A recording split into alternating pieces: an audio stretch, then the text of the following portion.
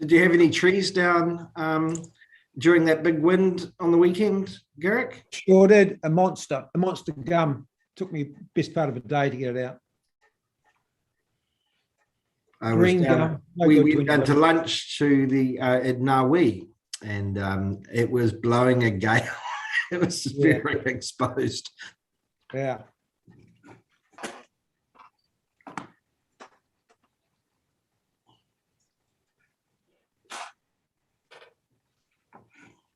Who we lost? Alistair. Alistair's there. He's just looking. There we go.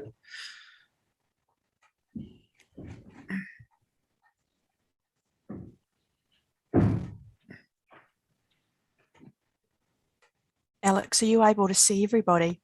I am indeed. Oh, that's good. We can't. I think there's a setting you can click, which is I can't remember which one it is, where you just get a whole tile view. So. Yeah, I've got that. I've got 15 people that I can see. I can't see Greg, Bryce, and Rick, or Karen, and Katrina, or Joe, but they don't have the cameras on. No, staff don't need to have their cameras on unless we're they're answering questions or something. So. Okay. Right, so it's 10 o'clock now. Welcome everyone to this council meeting. Due to COVID-19 restrictions, this meeting, as you may know, will be held via video conference starting right now. All members participating via video conference will count for the purpose of the meeting quorum in accordance with Clause 25B of Schedule 7 of the Local Government Act 2002. So it will be live streamed and available to view on the YouTube channel. Let's see here. Councillor Jepson, would you like to read the affirmation? I knew you were going to do that. Hang on, just let me drag it up. Righto, here we go. We pledge that we will faithfully and impartially use our skill, wisdom, and judgment throughout discussions and deliberations ahead of today in order to make responsible and appropriate decisions for the benefit of the South Wairarapa district at large. We commit individually as a council to the principles and integrity and respect, and to upholding the vision and values we have adopted in our long-term plan strategic document in order to energise, unify and enrich our district. Thank you, Councillor Jepson. So we'll now move into A1, but before I do that, could I remind councillors that they should have their videos on at all times, and staff members may have them on or off, and then turn them on when the question's being asked. So do we have any apologies? No? Great. Conflicts of interest. Do we have any conflicts of interest to declare? Councillor West. So my conflict of interest is in regards to the alcohol law. I'll listen into it, but I won't be able to contribute towards it. Thank you. Cool. You could note that. Alistair. Oh, you're on. Sorry, I'll be excusing myself for all discussions and deliberations on the alcohol. As per. I don't know why it wasn't. No idea. Cool. Bryce, if you could turn your camera. Yeah, that's great. Councillor Maynard. I have a conflict of interest working in this area as well. Yeah. With the alcohol bylaw. Cool. And Garrick? Same thing, a conflict with the racing club withholding the license. Cool. I still think we have a quorum of non-conflicted people. Pam, possibly not. Sorry, I hold a manager's license, but I don't participate in any of the discussions around Toast Martinborough or anything like that. And both Garrick and I sat on the bylaw and everything. So yeah. But that conflict is there holding a manager's license. Karen, could you just clarify this? It has come up before, but does holding a manager's license preclude you? Is it a valid conflict of interest, or whether or not it would exclude councillors from entering into discussions or decision making on this.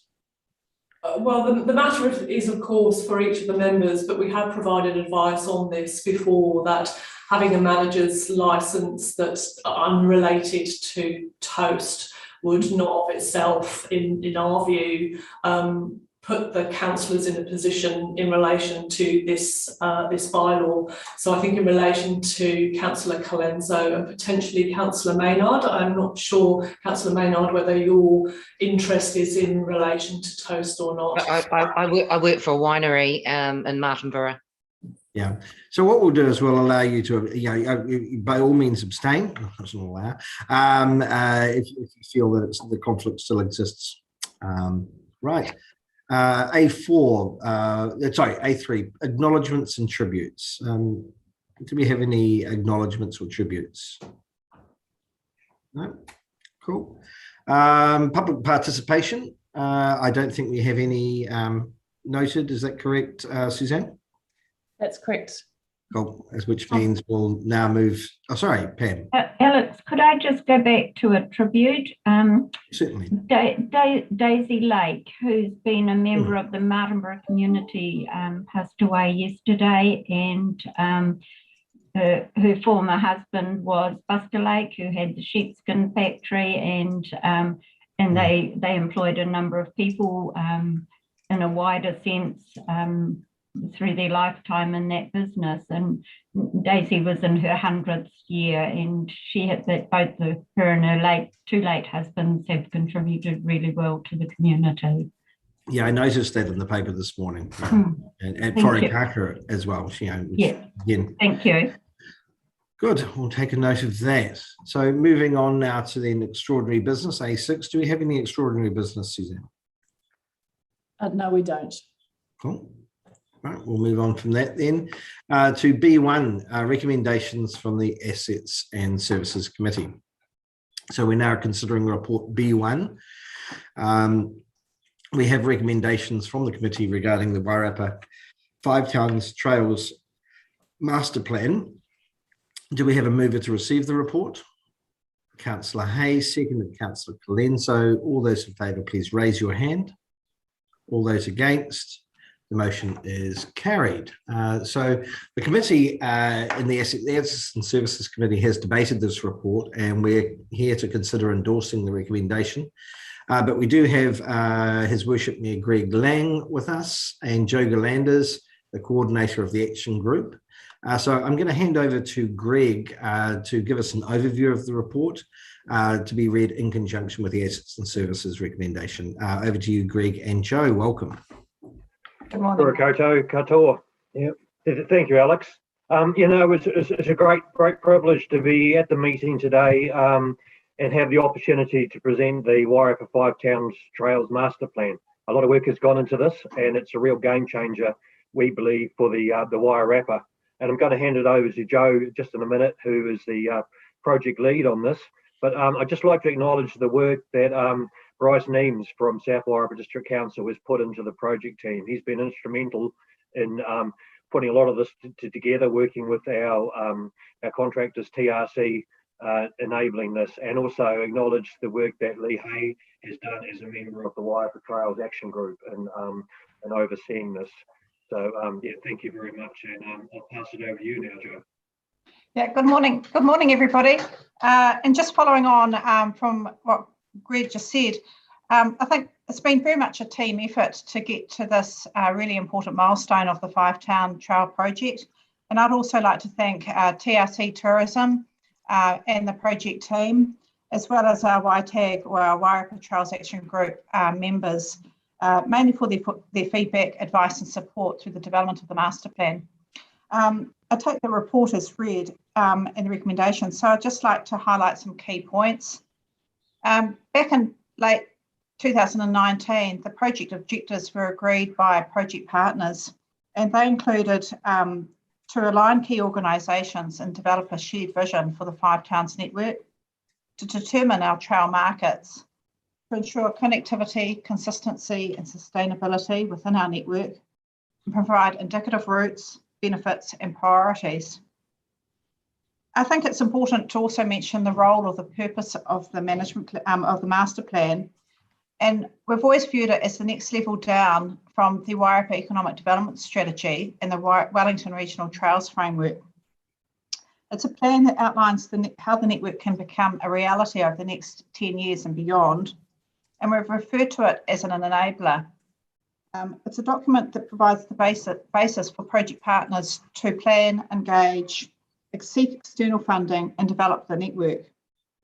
It's still a work in progress, and it's the start of the work, sharing a vision of what could happen rather if we work together. The development of the plan has followed a series of logical planning steps and stages, and they're identified in the report. And the structure and content of the master plan fulfills the original project objectives. It provides a shared vision, not only across our 3 councils, but also with our key stakeholders, such as Department of Conservation, Greater Wellington Regional Council, Destination Wairarapa, and our local trails groups and organisations. We've identified our target markets, their needs and their preferences, and developed a set of key trail specifications for the network. And these include making sure we have a variety of different lengths and duration of sections with a maximum of 40 kilometres. Our trails need to be safe, easy grade, with a preference to off-road. There needs to be many opportunities to stop and explore en route, with several points of interest, food, beverage and toilet stops. The network also needs to reflect our true Wairarapa sense of place and showcase our strengths. And these include our rivers, our towns, our stories, our heritage, and our food and wine. They also need to be easily accessible with clear wayfinding and orientation. Other key elements of the master plan include that it proposes over 200 kilometres of additional recreational trails that's going to link our communities and our towns together. The plan provides guidance on trail design and standards, as well as supporting infrastructure. And by supporting infrastructure, we mean things like trailheads, car parks, toilets, signs, crossing points, barriers, bridges, and even trail counters. The plan provides a cost estimate and summary. It considers our key benefits and includes an implementation guide based on 6 key delivery elements, including strong governance. So just talking about governance, so WaiTag, or the Wairarapa Trails Action Group, has served us well during the development of the master plan.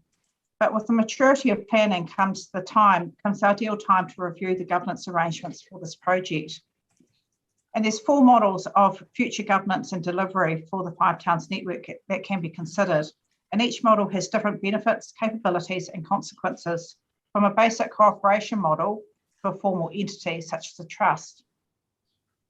Choosing the best governance model will take time to research, set up and implement, but it is actually critical to the success of this project. And there's many examples across the country of really good models that are working. As an interim step, it is recommended that an MOU, or Memorandum of Understanding, between the 3 councils and WaiTag is signed to facilitate governance research and implementation. So in summary, I think we'll all agree that recreational trails offers a diverse range of benefits to our community and the environment. The master plan outlines an ambitious and bold vision, but it provides us with a clear direction. It is an enabler and a roadmap on how we can get there if we work together. Yet it is flexible enough to evolve as opportunities and constraints occur through the project's delivery. Thank you. Thank you, Jo. I'll now open it up to councillors for questions on, we have discussed it in assets and services, and hopefully you've got a good grip on the plan. But councillors, any questions? Oh yes, Councillor Hay. Not a question so much as just a comment. Jo and Greg, would you like to expand on the opportunities the master plan presents in terms of future funding? Because I think that's probably something a lot of councillors are interested in, not just new development, but also possibly maintenance along the trail network. Yes, I'm happy to do that, Lee.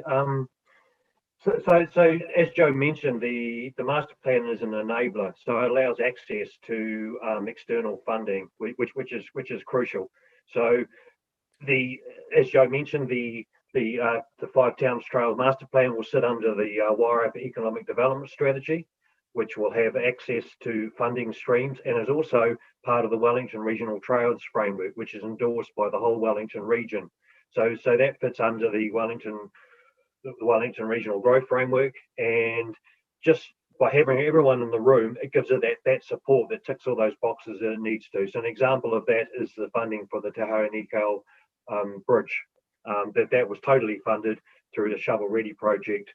So that's external funding. So it's proposed that very little ratepayer funding will actually have to go towards this project. And as far as maintenance goes, depending on the model, the governance model that is set up, but if a trust comes through as the preferred model, which the MOU setting up will look at that, maintenance will fall under that trust, and how that is conducted will be worked out on an individual basis. Because, like an example, the Greytowns Trail Trust, it already maintains that trail that it has linking Woodside and Greytown. So there's plenty of other opportunities, but if a trust oversees that maintenance, it's at the right standard, and how that is done is managed by that trust, I imagine. But Joe, have you got any comment on that? Yeah, I think I'd just also like to add that we've always considered this project from a network approach, where each section of trail has a clearly defined purpose, but it's managed as part of a whole. And I think what we're finding is that if each council was to do each section individually, they might not be as feasible. But because we have followed a network approach across 3 councils in the region, suddenly each section becomes a lot more feasible, because it has its own character or has its own uniqueness, but it's very much part of a whole network and can deliver or provide a lot more outcomes. And we saw that with the Greytown Trails Trust and other sections. So I think that it makes each section more feasible by being part of the whole picture. Thank you, Joe. On that as well, before I go to Councillor Plimmer, at what point does this become a funded by the government, or with the great trails or trails of significance sort of categorization? Is it when they're all linked through to the railway, the Rimataka Trail, or can you give us some advice on that? Yeah, happy to. So in the wisdom years ago, when this whole trail was thought about, the then 5 Towns Trail Trust, which Bob Toswell was chair of, contacted the Wellington Regional Trails Framework and got this identified as a signature trail in that master document. So the trails that actually link the 5 towns up is actually signified as a signature trail. And as a signature trail, that is the key that allows that government funding and all those things. So as each part of that is rolled out, it's that top range trail which will attract funding. My question is, at what point does it become a signature trail, and what is the amount of government funding at the moment? Do you know those figures? I don't know the funding at the moment, and that varies depending on the time of play. But Joe, have you got any comment on that? Yeah, like as I say, we could do a bit more research on so the New Zealand Cycle Trail has 2 categories. They have the Great Rides, and then they have the Heartland Rides. So we will, once we get sections connecting, then we'll have to look at the criteria of what makes a great ride, and then I imagine there'll be an assessment and an application type process. But we can look into that further. Cool. But as Greg said, it's definitely identified in the Wellington Regional Trails Framework as a signature, which will help any application. Cool. Councillor Plimmer. Thanks, Alex. Greg and Joe, welcome, and thank you for all the work you've put into this. On the outset, I completely support the concept first, and my question to you now is not about the concept, but about a little bit more detail. I know you weren't at the Assets and Services, but you were both at the residents' meeting on Underhill Road a few weeks ago, and you probably will have both read the front page of the Times Age a couple of days ago. So the concerns, I'd like to understand how you're going to mitigate the safety issues, because whilst this is an overarching document, the reality is that parts of it are now being built as we speak, and so there's a bit of sort of cart before the horse a little bit, I suppose, for want of a better term. And I do understand that there was the opportunity to get funding, but I am really concerned about the safety issues, as are the residents of Underhill Road. Right, because if we have an accident on that, the whole thing collapses around us. So you got any views or comments about how we can resolve this? Thank you, Alistair, and thanks for your comments on the support of the master plan. So I was at that residents' meeting as well. So the first step is for this master plan to be received by your council, and then that will enable some work to be done, and then a presentation will be made to your council as the best way forward in addressing those risks. And at that meeting that we were with, we gave an assurance that that section of the trail wouldn't be opened until we were happy that all safety concerns had been mitigated, and that's where we stand today. And it was a bit incorrect in the paper that that section was going to be open in February. It's going to be later into next year that it's going to be open, but there's a total reassurance that will be addressed, and getting this report received by your council was the first step, and then we can come back. And I agree that it was cart before the horse, but it's been a big job getting this plan together, and with that shovel-ready funding, it made sense to apply for that. And yeah, so that's where. Joe, any comment? No, that's. So basically, Greg, the trail and the way it's developed and where it goes and safety concerns are all over the purview of the South Wairarapa District Council for future decision making. It's really just a draft proposed route system. Yes. So the master plan is very indicative. And as each section is rolled out, there'll be full engagement and consultation with the communities involved and stakeholders involved. Now, just as it happened at this stage, it got started before the master plan. Let's catch up on that. But that assurance is there that that's in everyone's interest that section is not opened until those have been addressed. And receiving the report today will be the first step in that, and then some work can be done to address that. And no doubt we'll be in conversation with South Wairarapa District Council. I suppose, Greg, thank you for that assurance, and that's really reassuring. And I just want to make the point, it's not just the northern side of Underhill Road with the residents that are concerned. We've already had, I've already received an email from a cyclist on the southern side of the Underhill Road part who's already had a very close encounter with a truck and had to call the police and so on. So, these issues are real, and we can't afford to have a mistake on this. No, I agree, but those risks are real on the highways as well. We receive through the cycling coordinator concerns of cycling on the state highways and other networks as well. So this master plan eventually it will get all cycle traffic connecting the 5 towns potentially off roads. It'll be on trails, so that will address it long term. But there will be sections that will be using road networks as the network gets developed. But yes, safety is number one. It has to be. Councillors, do we have any other questions of Greg and Joe? Yeah, Garrick. Just to make a couple of comments. Welcome, Greg, Joe, and thank you for joining us the other day at the Underhill meeting.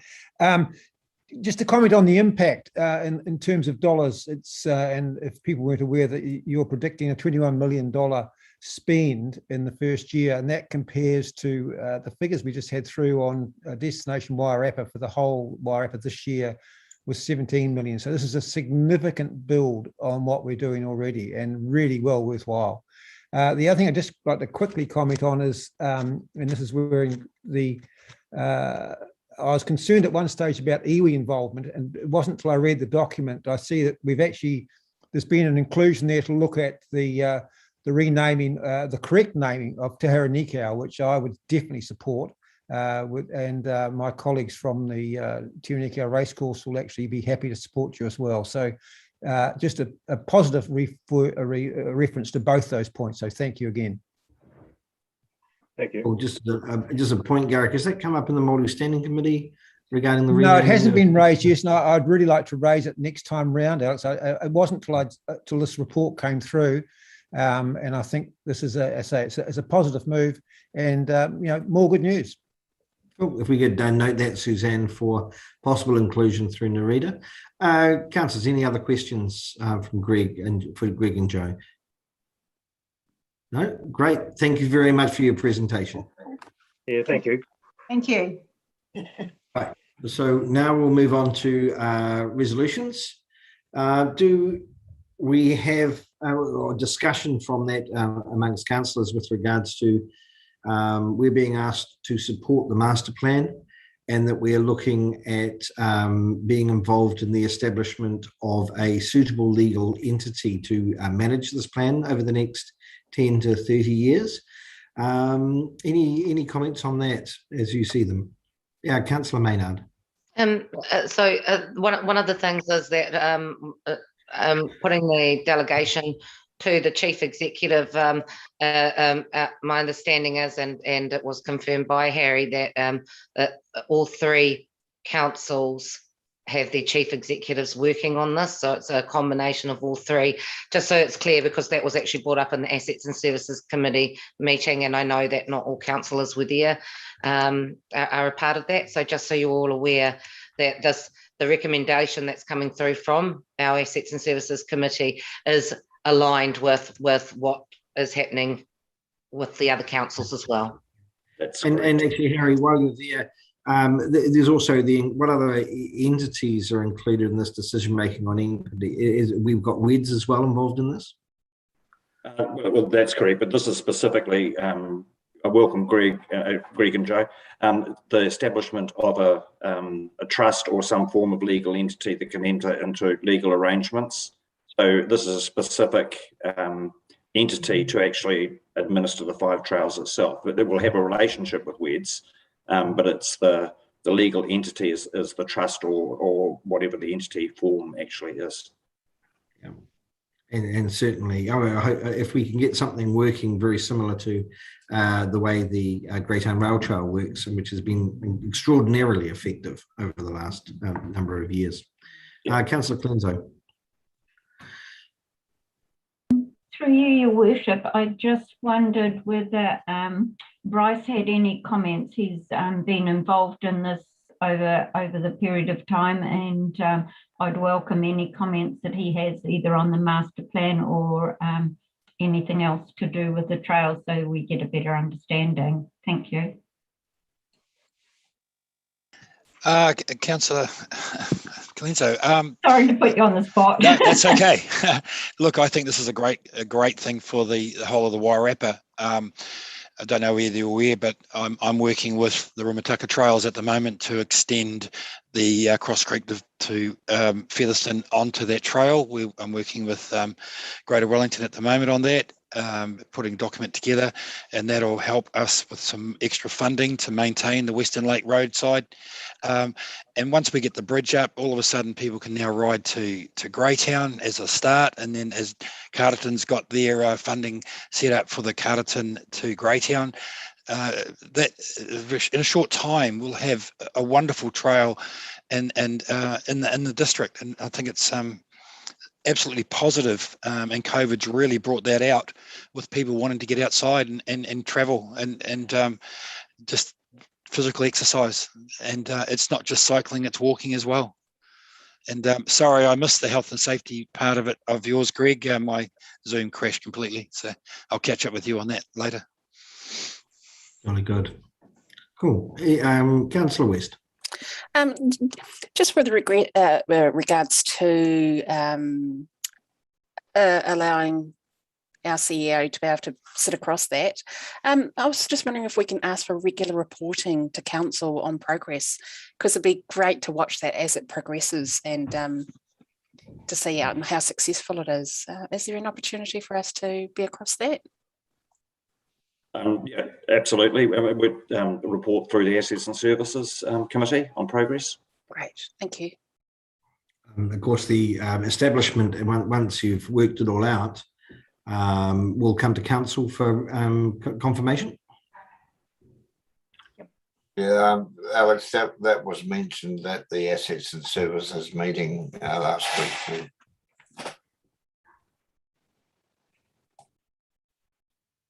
To research and create, though, is the resolution. Councillor Hay. Thanks, Alex. First of all, Joe and Greg and Bryce, I'd just like to say thank you hugely for the enormous amount of work you've put into this. I think this is a transformational project, and I think setting up a trust allows us to have much greater flexibility with requests for funding, etc. And if we just have to look at Central Otago to see the significant difference it's made, and I just think it's been very well thought out, well researched, and I would just fully support it. So thank you very much, everybody, Greg, Bryce and Joe, for all your hard work. Cool. Anyone else for comment? Cool. So we have two resolutions and one that, so do we have a mover that the council supports the Wairarapa 5 Town Trails Master Plan, and that the following recommendation from Assets and Services Committee be considered, that the council delegates authority to the Chief Executive to work with the 3 Wairarapa District Councils and the Wairarapa Trails Action Group to research and create a suitable legal entity with appropriate and representation governance to deliver the Wairarapa 5 Towns Trail Master Plan. Pip, are you moving that? Fantastic. Seconded, Councillor West. All those in favour, please raise your hand. All those against? Any abstaining? The motion is carried. Well done.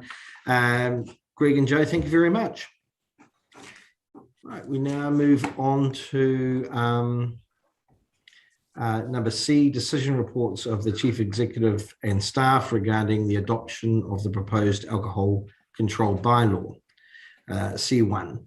Do we have a mover to receive this report? Councillor Plimmer, seconded, Councillor Hay. Sorry, All Alex, yeah? Sorry, I'm not moving it. I'm just saying I'm going to now leave.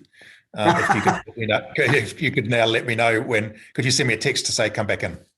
I'll send you a text, either that or you could just mute and disable your camera. Okay. So moved by Councillor Hay, seconded, so moved by Councillor Maynard, seconded by Councillor Hay, is that correct? No. Oh, that's right, no. All right, so it's moved by Councillor Hay, it's seconded by Councillor Ems, Councillor Cleanso. All those in favour, please raise your hand. All those against, abstaining, the motion is carried. Sorry, right. Alex, Mary Alex, I'm also going to go on mute, and I'm also going to disable my camera. Lovely. Good.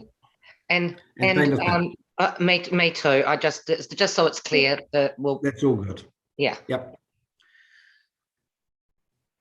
Right.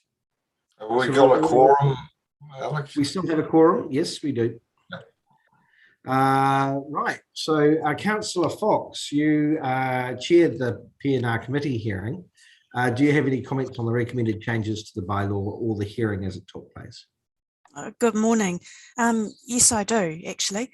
It was a well-attended hearing. We had two people that submitted to the hearing, but we had 23 submissions on the proposed bylaw as a total, which was quite a good number of submissions for this, and a mixed range of views were expressed.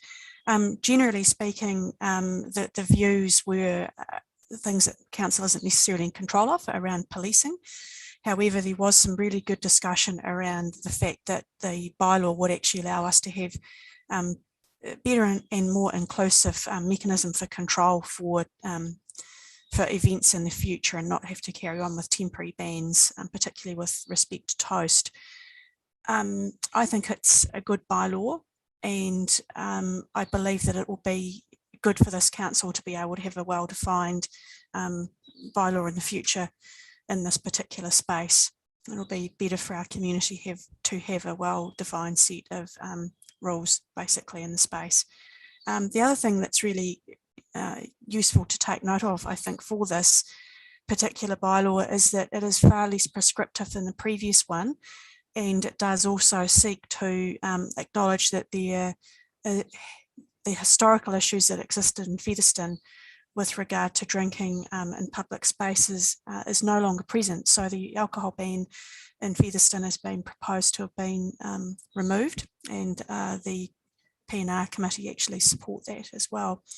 So in essence, we support the bylaw.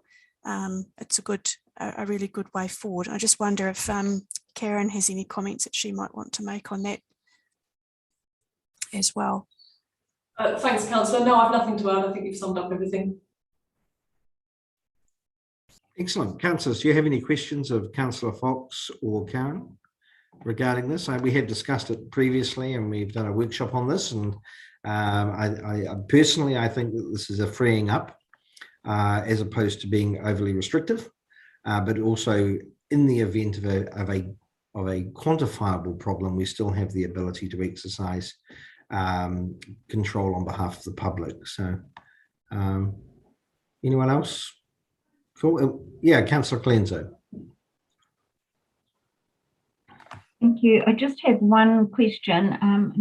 Could I ask Karen to comment on that? Regarding the purpose of the bylaw, when we went out for submissions and comments, the wording was different to what you're proposing at the moment. I know that this was readjusted or rewritten with the comments that we received during the hearings and things like that. Can you just confirm whether that needs to go back out for consultation, or whether that is sufficient from the comments that were made at the hearings to enable us to proceed with that, please? Thanks, Councillor Colenso. No, the process of consultation and then hearings enables councils to make adjustments in response to those submissions, as long as those any changes are not substantially different. There's case law on that, that's quite clear. And this amendment really just clarifies the legal position within the bylaw, that the bylaw provisions are the minimal amount necessary to actually achieve the outcomes, so that they don't restrict people's rights and freedoms. So it's really just bringing the law into the bylaw itself, so it's all there, and it's really clear the purpose of what we're trying to achieve.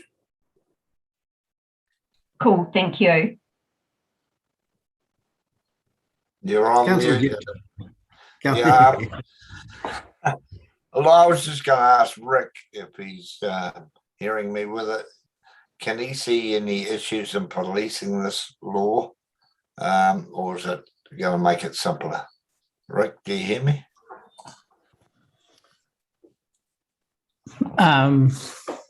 Could you repeat that question again there, Councillor?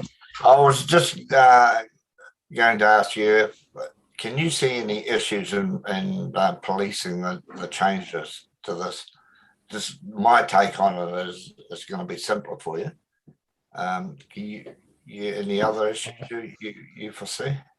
Yeah, I don't see it will make it any simpler or any harder. I think the strategies that we've got in place is wider than what we've had before in terms of how we monitor and undertake compliance with our licensed premises.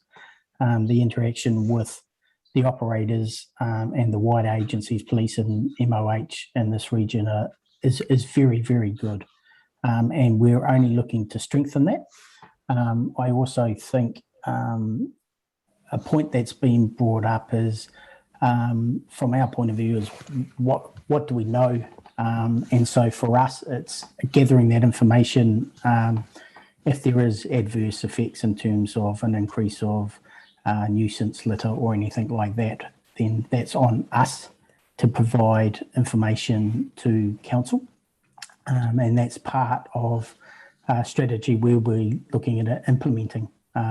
So overall, I think given the direction we're already going, it doesn't have an adverse effect on us at all. And the feedback from police is the same. So it'll be interesting to see if any hotspots do happen upon us. But we've managed to, we being Karen, has managed to put in those measures where that if they do pop up, we have mechanisms where we can ensure that we're finding that right balance. Great, thank you for that. Sorry, Karen, you have your hand up. Just to be clear, the enforcement provisions haven't changed at all from the previous bylaw. We've just made, hopefully, things a little bit more administratively efficient by including the ban for toast within the bylaw itself. So nothing else has changed. Councillor Hay. Thanks, Alex. Thanks, Rick, and Karen for those clarifications. I'd just like to say I think it's good to have the Featherston drinking exclusion removed, because I think it just brings a bit of a level playing field, and things are quite different in Featherston now, and I'm sure the cafes in Featherston would most appreciate that, because I know they're looking at some proposals in that regard for the cafes. So thank you for all your hard work, Rick and Karen, on that. Very I much. support it. Oh, right, guys. It's at the end. We'd like to go into move on to resolutions now. We have a number. We have 7 resolutions, all of which I'll read out, apart from number 5, which I'll take as read. So if you just want to have a quick scan of that before we reach that, to make sure you're happy with taking it as read. So there'll be lots of hand raising, more than a public meeting on rates. So we'll start with mover on number 2, which is to agree that the resolution to agree that in accordance with section 147A of the Local Government Act 2002, the bylaw is justified as a reasonable limitation of people's freedoms and rights. Moved Councillor Jepson, seconded Councillor Fox. All those in favour, please raise your hand. Is Garrett frozen? All those against, the motion is carried. Next, we propose someone to propose that we agree that in accordance with section 155(1) of the Local Government Act 2002, the bylaw is the most appropriate way of addressing the perceived problem of crime or disorder caused or made worse by the consumption of alcohol in public places. Moved by Councillor Hay, seconded by Councillor Fox. All those in favour, please raise your hand. All those against, the motion is carried. Next, do we have a mover to the resolution that we agree that in accordance with section 155(2) of the Local Government Act 2002, the bylaw is the most appropriate form of bylaw and is not inconsistent with the New Zealand Bill of Rights 1990. Moved by Councillor Jepson, seconded by Councillor Colenso. All those in favour, please raise your hand. All those against, the motion is carried. And then resolution 5, do we have a mover for resolution 5 as read in front of you and Stella? Councillor Hay, seconded Councillor Fox. All those in favour, please raise your hand. All those against, the motion is carried. And then next, do we have a mover that we note that the following adoption of the bylaw, following the adoption of the bylaw will come into force on the 4th of November 2021 and will be operational. Moved by Councillor Fox, seconded by Councillor Colenso. All those in favour, please raise your hand. Very well done, Garrett. You're really early that time. All those against, the motion is carried. Next, do we have a mover to agree that the following recommendations made by the Planning and Regulatory Committee to support the officer's recommendations for the investigation to measures to address issues of cyclist safety and care for tourists in the wider South Wairarapa district? Moved by Councillor Fox, seconded by Councillor Jepson. All those in favour, please raise your hand. All those against, the motion is carried. It was a very nicely worded last resolution, Councillor. Who did that one? I'm trying to remember. Right. Thank you very much for that. And councillors, we can now, you who are removing yourself can now turn your cameras on as we move on to C2, which is the adoption of the proposed 2022 council calendar. Do we have a mover to receive the report? Councillor Maynard, seconded. Councillor Fox. All those in favour, please raise your hand. All those against, the motion is carried. Great. So I'm going to open this up for questions to officers. Are there any questions of Karen regarding the calendar? Or would you like to, before we start, Councillor Maynard, I know you've got your hand up, but Karen, is there anything you want to mention regarding this calendar before we consider it?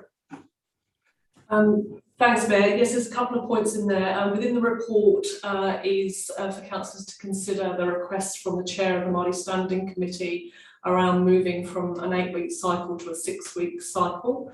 So that's something that would appreciate some direction on. I've also been alerted to some information from the Carterton District Council about please changing the Wairarapa Library Service meeting, which is on the 6th of July to the 10th of August. Because Carterton did not meet in July, and so if we can incorporate that change within the resolution today, that would be most helpful. Other than that, I'm just open to any questions. So if I can just clarify that before we go to Councillor Maynard. So the Māori Standing Committee as a committee have requested that they go to a 6-week cycle. Is that correct, or do they need to move and have a resolution there for us to be considered, or can that be done after we've adopted this calendar and change it? Actually, I'd probably prefer some guidance from Suzanne on this one. My understanding is just a liaison with the chair of the committee rather than it being a formal resolution. Is that correct, Suzanne? That's correct. In fact, she actually did make the comment that it was just her and she hadn't actually taken it to the committee. So until we get a resolution from them, we must take it as read that it continues at 8 weeks. But if it changes, it can come back to us for an adjustment. Would that be fair comment? Cool. Councillor Maynard, sorry about that. Yeah, over to you. Okay. Reading what the Māori Standing Committee had said, I also feel that I think we went to the 8 weeks, and I'm not sure where everybody else is, but I feel that that sometimes it feels like a long time between our meetings as well. Being able to actually have really good oversight on what's going on. For me, when it comes to the meetings, I would actually like to look at council going back to 6 weeks as well. I don't know how everyone else feels about that, but I'd actually like to put it out there. So cool. Councillor Fox.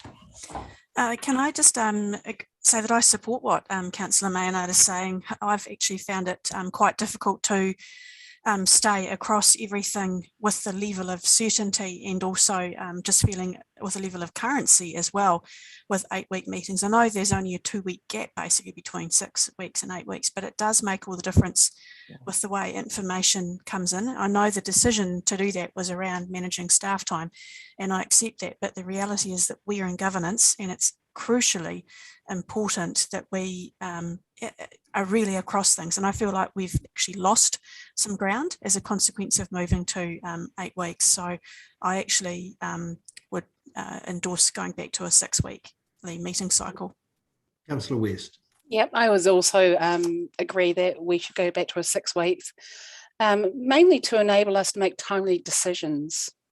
Leaving things at 8 weeks is actually proven difficult and confusing. So yeah, I back what Pip's saying as well. Thank you. Councillor Plymouth.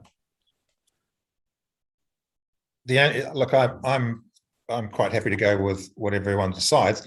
The only thing I would say that if we go to 6 weeks, then to me it sort of makes the subcommittees a bit mute, because we'd be having subcommittee meetings literally a couple of days before we have council meetings. We'll be going over the same stuff over and over again. I think the better conversation to potentially have is actually how do we make our subcommittees work? Because the council needs to get together to make resolutions. The actual work and the oversight and if we take FAR, for example, I would support FAR having a meeting every month to go over how the accounts are going, for example. But I think we need to sort of say, what is the purpose of our subcommittees before we decide on what do we need the full council to actually then endorse? Yeah, and it might be that we need to look at the integration with subcommittees into council. Councillor Maynard, and then Councillor Fox, and then Councillor Hay. And just to clarify, it may be that rather than that we actually look at these meetings to go all of them to go on to that 6 weekly cycle, so that way that doesn't happen. But it's about just the oversight and being able to make timely decisions. A perfect point in case is the fact that having it out 8 weeks, I've found that we've actually ended up having a whole lot of additional extraordinary meetings that we're needing to throw in because we have suddenly got something that's come up that we're needing to do. And a prime example is this month, a council meeting every week. I think this will actually help to really get us working a lot. What's the word I'm looking for? Just managing it a lot better. So a more integrated and I can add just before I go to you, Councillor Fox, there's going to be another meeting. I think we've just heard that there might be an adoption of the annual report might be delayed, which means we might have to have one in December, but that's just a bit of a heads up. Councillor Fox. I think actually, you said it when you made mention of the fact that we need to work in a more integrated fashion. I do kind of agree with what Councillor Plimmer has said in regard to making our subcommittees work, but I think there's a much wider conversation that needs to take place about how all of that works in effect, including our community board meetings and how they kind of feed into the information that we're considering as well and needing to take back out to them. Councillor Hay. Sorry, a bit slow to unmute. I support Pip and Alice, Rebecca. I think it would, for me, be better to have a 6 weekly cycle. And as Pip says, case in point is we've got a meeting this week, and I know we had a deadline for the alcohol bylaw, but it's happening quite frequently. For myself, I've been a bit more focused on FAR. So when I looked at the schedule, there's only 4 meetings with FAR, and that concerns me greatly, because I think it's very difficult to have good oversight over budgets and where we're at versus, spend versus budgets. Complicated by the fact we've got elections next year. And so effectively that means that I, as chair, and the FAR team would not effectively have anything to say about finances from August, the 10th, so pretty early on in August, right through to when election happens. And then if you think about all the time it takes to swear members in, etc., effectively we've got 3 months with no oversight on finances, which I am very concerned about. So for me, I'd like to adjust the FAR meetings, certainly move it to 6 weeks, but I would would quite like a monthly, just a quick heads up on where we're at with budget, because effectively we've only got, January's out, and most of September's out, a lot of chunk of September's out. So we've got very few months left in our election cycle in this triennium. So that's just my particular focus. Cool. Councillor Gibson, then Councillor Eames, and Councillor Plimmer. Yes, look, I agree with Lee. There's a fair bit going on in assets and services at the moment, and I think there'll be a lot more going on in assets and services, particularly around the Three Waters. I know that we now can zoom in on a lot of meetings, and I think we probably need to use Zoom a bit more, and maybe they're only half-hour meetings and they could be scheduled for the evening, but there's issues arising all the time. And yeah, like I think, we've got to do our very best. in this area, and 6 weekly meetings probably would be a lot better. Cool. Councillor Eames. Yeah, just endorsing what Alice is saying, and Jeppy and Lee and Pip. I agree, and I think it was an interesting discussion last night that if FAR is going to be asked to do more in this budget area, we need to be over that stuff. And yes, 3 waters is coming at us very quickly, and you know the amount of stuff coming through on that, and then on top of that, we've still got the local body review. So there's a lot coming through, and I agree, Jeppy. I mean, you don't, to my mind, an hour on Zoom, we can actually cover a lot of stuff, and we don't have to all get convened. So I support it. Thank you. Cool. Councillor Cleanser. Oh, sorry, Councillor Plymmer. Yeah, thanks. Look, I'm listening to everyone saying, and Karen, you might be able to give us a steer there. If we have a council meeting, we actually have to have a resolution, don't we? And if that is the case, then if we're talking about oversight, then sort of part of me says the best place to do oversight, where you can really get in it and nut down and find out what's going on, is in those committees, because you don't actually have to have a resolution. You can actually just interrogate and find out what's going on. And that, to me, that's my understanding of what committees are there to do. Council is there to pass resolutions, not necessarily there to interrogate. That's why we get that's what the committees, that's my understanding of what committees are there to do. Now, whether I'm right or wrong, I'd certainly like some advice. And I think perhaps it's too early to make a decision on this. I'd really like the staff to go back and actually have a look at how the whole structure is working, because otherwise we're piecemealing this again. Well, sorry, may I just say, it's come to the table today, and I think we can make a decision today. And I would like to put forward that we look at our meetings being 6 weekly for council, and that means that and for our different committees as well, that it actually and perhaps FAR being every month. Well, if we could just hold that thought for a bit, Councillor Colenso. Could I get an answer from Karen on my question? I'm happy to wait. Cool. Certainly, Councillor Plymmer, the delegation structure and the committee structure is centred around the committees doing the bulk of the investigation and the work with officers on any particular matter, and then making their recommendations to council for that oversight. So that has certainly been the case, and it would be useful to perhaps give some more thought around that if the feeling is that that's perhaps not working as well as possible, and we can consider perhaps maybe for this triennium, but maybe for the next triennium, looking around the delegations more around the function of the committees. I would suggest that perhaps ought to be something that we look towards the next triennium to do. But it certainly feels a clear message that councillors, as council, feels that there should be more regular meetings in order to be able to feel that you're on top of that oversight.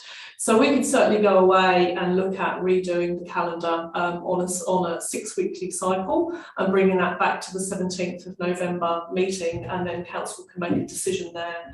Of course, this would also flow on through to the community boards. We have at the moment 2 community boards are on an 8-week cycle and Martinborough on a 6-week cycle. So the recommendation would be that all the community boards were back in sync.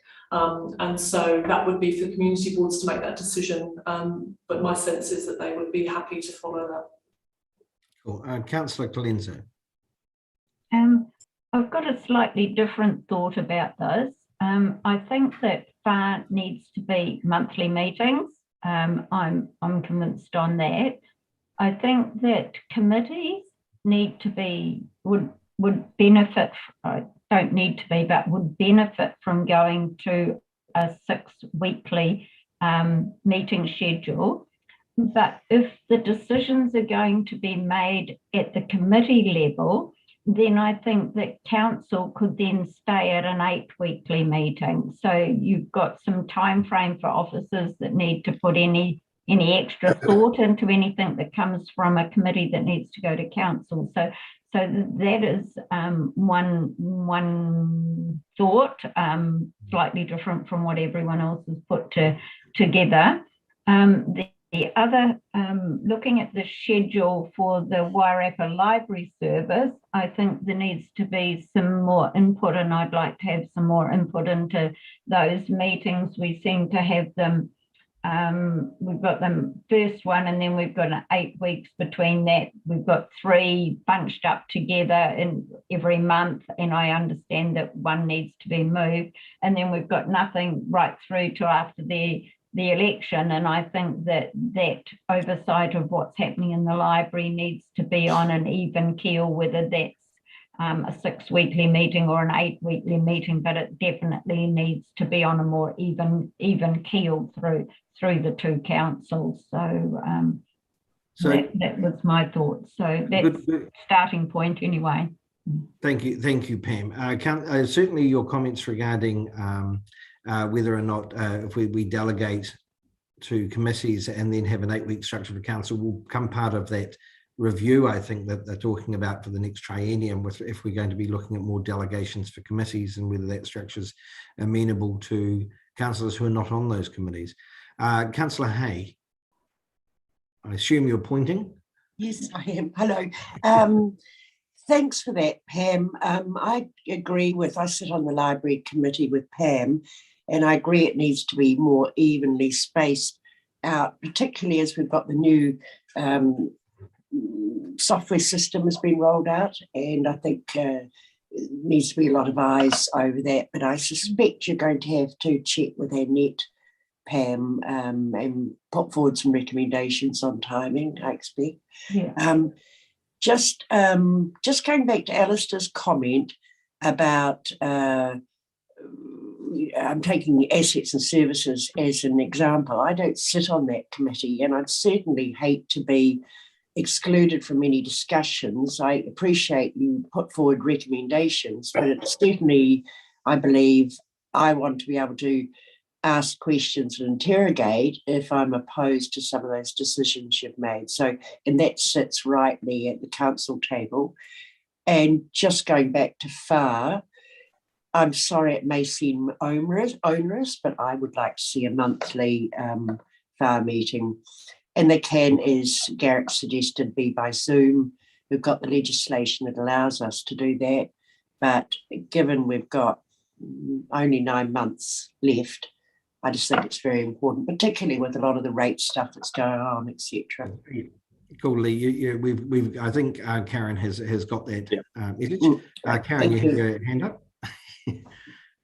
Sorry, just clarifying around Zoom, they are provisions are dependent on the COVID levels, of course, and so with the new system coming in place, we'll need to look at in-person meetings and if and when we move to those. So it is all contingent on the legislation, so it's not something we can automatically default to. So I'm going to suggest, Councillor West. Yep. With regards to delegated rights to subcommittees, I agree with what Lee is saying, is that they should not solely sit with a committee to make these decisions. These decisions need to be made by the whole of governance, not a partial part of governance. I'm also agreeing that we should have FAR meetings monthly, because we want to be across our finances to make sure that the ratepayer money is we've got a plain overview in plain sight of where our ratepayers' money is going. So those are just the 2 comments that I want to say, is that, subcommittees, delegated rights, committees, delegated rights, I'm really uncomfortable with that. Thank you. And that's something that's been highlighted for discussion in the next triennium. I'm sure it'll come across our table. Sorry, Alex, could I just clarify something there? Discussion. Sorry, Councillor Plymouth. Can I just clarify something there? And I think Lee and Brenda, you've both got the wrong end of the stick from what I said. In no way or shape and form did I say that subcommittees have decision rights at all. I've never said that, and I don't believe they do. Any decision rests with council. Committees are there to interrogate and actually then make recommendations to council. That's the difference. So I don't think that I'm suggesting that subcommittees have decision making. I've never said that. Thank you for that clarification. So what I'm going to suggest, given the discussion, is that we do not put a resolution on the calendar and allow Karen time to bring an adjusted calendar based and possibly a small report based on the comments today. And we'll perhaps seek clarification from a couple of the community boards regarding their change in scheduling to align. Karen, is that okay that we are you able to do that within the time frame, or is staff able to do that within the time frame? Yeah, we can do that, and we'll also have a chat to Councillor Colenso around the Wellington Library Services. Yep, cool, and make sure that we're pretty confident the way community board and multi-standing committees will go with regards to defaulting back to a 6 week period, and also whether or not putting in a monthly FAR meeting is going to work within the schedule as well. Councillor Plimmer. Yeah, can I just, Karen, just so you're aware, you know, we have people presenting to committees regularly. People travel over the hill and so on and so forth. And obviously, FAR and Assets and Services and the various committees make recommendations and actually ask officers to go away and do some work before it goes to council. I think you need to make sure that you have a decent gap between a committee meeting to enable not only to stop stuffing people around who are coming to present to them, but actually more importantly to allow officers time to take those comments that have been made in subcommittees and examine those before it then goes to council, because there may well be changes to reports and all sorts of things that need to be done. If you're going to have subcommittees and then the next day you've got a council meeting, what's the point in having subcommittees? So, I mean, I think that's certainly when we review our rationale for going to 8 week meetings, which we will do before we actually look at making that change. Certainly, we would need some to review that as a council and see how that's working, whether the proposed calendar is still workable. Councillor Maynard. Yeah, no, I agree with in that setting. You know, to me, that could quite easily be that the meetings are this. You know, we have the meetings 2 weeks after each council meeting, so that way it gives another 3.5 weeks for the council officers to be able to get the information.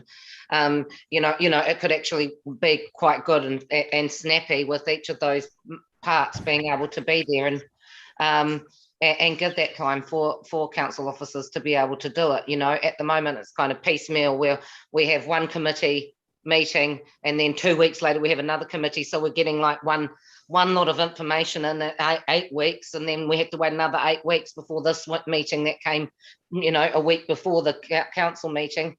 Had to wait another 8 weeks before we get any report on that. So it could be quite simple that we try and align those as well. So no, all good points. Karen.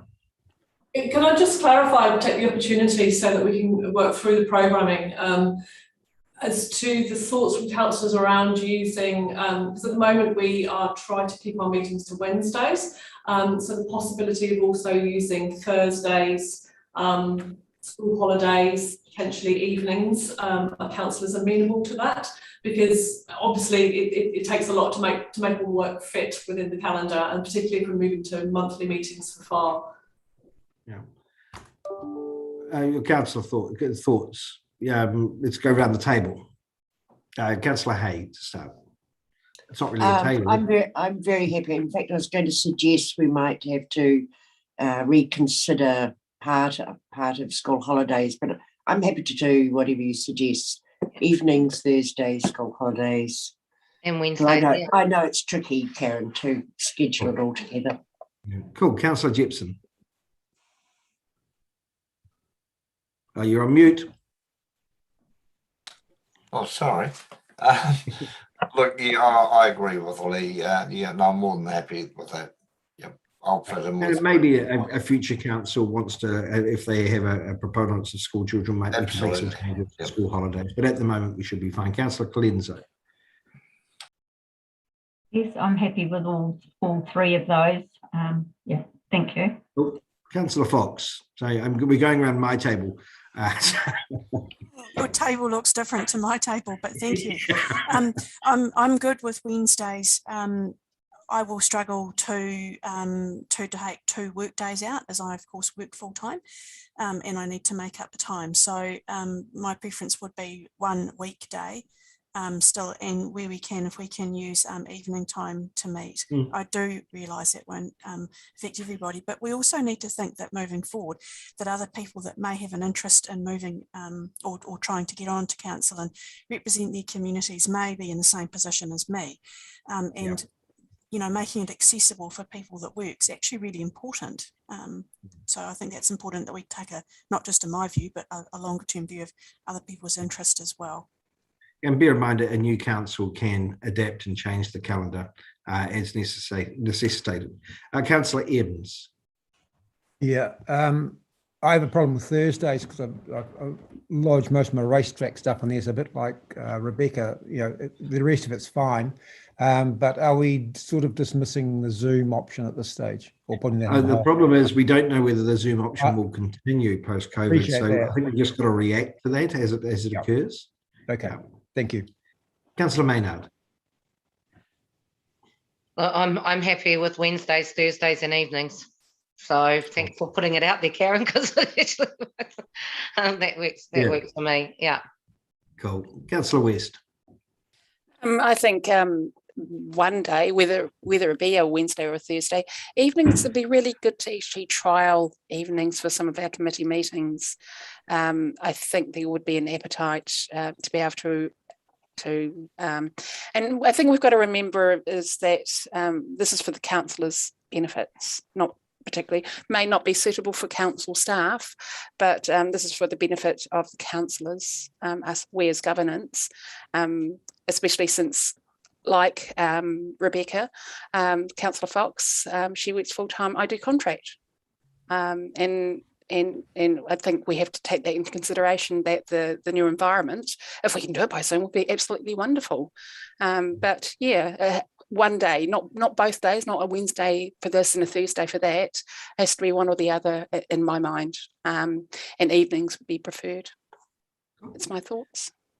Cool. And Councillor Plymouth, you're last. Look, you know, my view on working school holidays, I've got little kids that require, you know, parental supervision. And I think I'm probably the only one with the younger kids around the table. So I'm happy to work any other time, as you all know. I am cognizant of the fact that, you know, we have staff, and if we have too many late night meetings, that's a big imposition on staff, and they have families as well. You know, so if a need be on the odd occasion night, great, but certainly not as a regular thing, because I think our staff work very long hours as it is, and I think that would be unfair on them. So I'm happy for any day of the week, but I would certainly prefer school holidays be kept reasonably free. Cool. And also only deviation from Wednesdays only when necessary, given the calendar structure when it comes out. So cool. Right, so I'm fine with all those comments, Karen. There's only one comment as well I would make with regards to the Māori Standing Committee being the day after a Monday public holiday.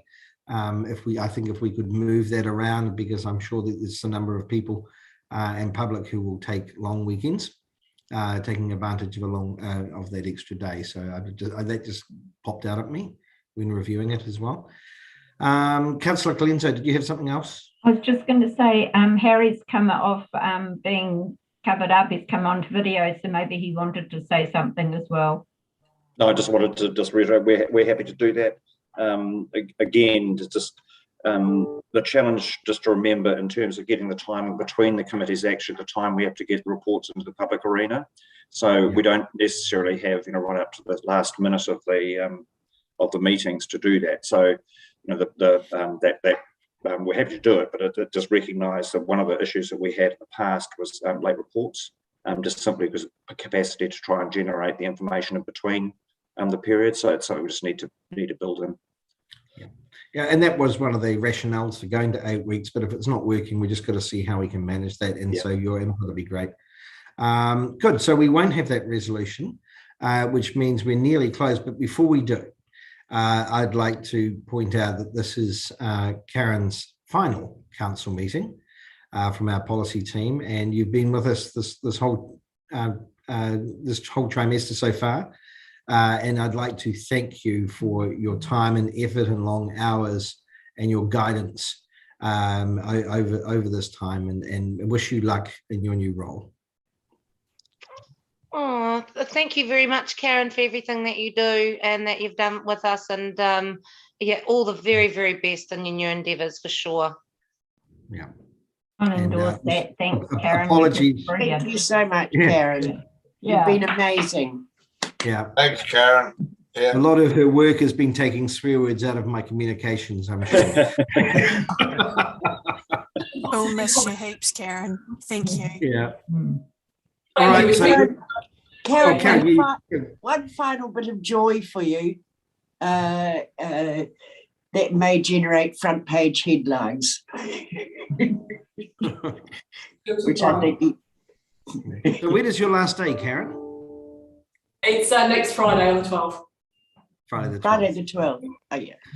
Excellent. All right, guys. So with that, I'll declare the meeting closed, and we'll see you for those involved in the PNR meeting at 1 o'clock.